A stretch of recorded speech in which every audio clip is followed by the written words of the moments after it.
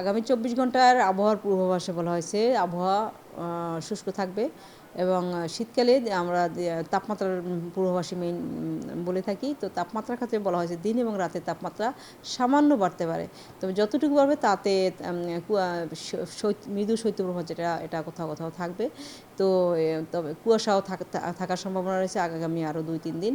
এই কুয়াশার কারণে দিনের তাপমাত্রা তেমন বাড়তে পারছে না, এই জন্য শীতের অনুভূতি অনেকটাই বেড়ে গিয়েছে মানুষ মনে করতেছে।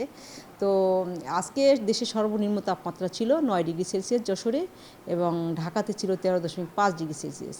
এবং এছাড়া দেশের প্রায় 6টা জায়গায় আমরা মৃদু শৈত্যপ্রবাহের কথা বলেছি। সে জায়গাগুলো হচ্ছে যশোর, চুয়াডাঙ্গা, গোপালগঞ্জ, রাজশাহী, পাবনা, সিরাজগঞ্জ এবং নীলফামারী।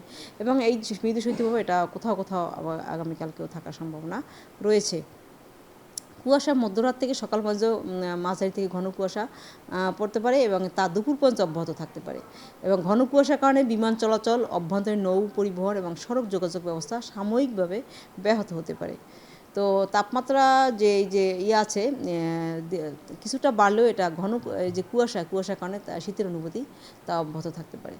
তো এই ছিল আমাদের আবহাওয়ার পূর্বাভাস। তো আগামী কয়েকদিনে তাপমাত্রা প্রায় একই রকমেরই থাকার সম্ভাবনা, একটু হালকা কালকে বাড়লেও ফ্লাকচুয়েট হলেও আবার 30-31 তারিখ কিছুটা কমতে পারে। তো সব মিলাই 30-31 তারিখ পর্যন্তই প্রায় তাপমাত্রা একই রকমই থাকবে, তার মধ্যে সামান্য একটু ফ্লাকচুয়েট আছে।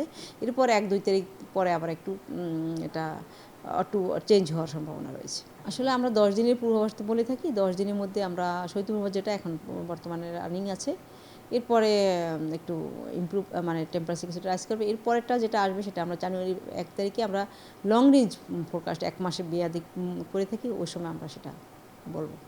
আসলে শীতের তীব্রতা এবার অনেকটাই কম। গত বছরও কিন্তু মাত্র 3 দিনের 4 দিন শীত ছিল গত বছর, তার আগের বছর শীতটা ছিল।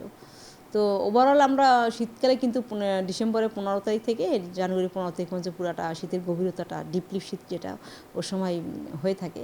তো সে অনুযায়ী শীত এবার অনেকটাই কম। তো এখন এই 2 দিন একটু এই যে শীতের অনুভূতিটা বেড়েছে, এটা আসলে কুয়াশার কারণে দিনের সূর্যের আলোটা আমরা অনেক দেরিতে পাচ্ছি। তো দেরিতে পাওয়ার কারণে গ্রাউন্ড যেটা মাটি এটা সেই হিটেড হতে পারছে না, যার ফলে শীতের অনুভূতিটা বাড়ছে। এখানে তাপমাত্রা যেটা লোয়েস্ট তাপমাত্রা যেটা আছে, এটা যদি থাকতো এবং দিনের বেলায় যদি সূর্য সকালেই উঠতো, তাহলে কিন্তু শীত এতটা অনুভব করতে পারতেন না। না, এটা এটা অনেক কারণ আছে, একটা কারণে যে হচ্ছে তা না। এটা সব মিলেই দেখা যায় এই যে বছর গতবার একটু কম ছিল, এবারও একটু কম এখনও তো বলা যায় না। জানুয়ারি মাস তো আমার সামনে, জানুয়ারি মাস তো আমরা শীতলতম মাস তো জানুয়ারি মাস। তো দেখা যাক আমাদের লং রেঞ্জে কী বলে।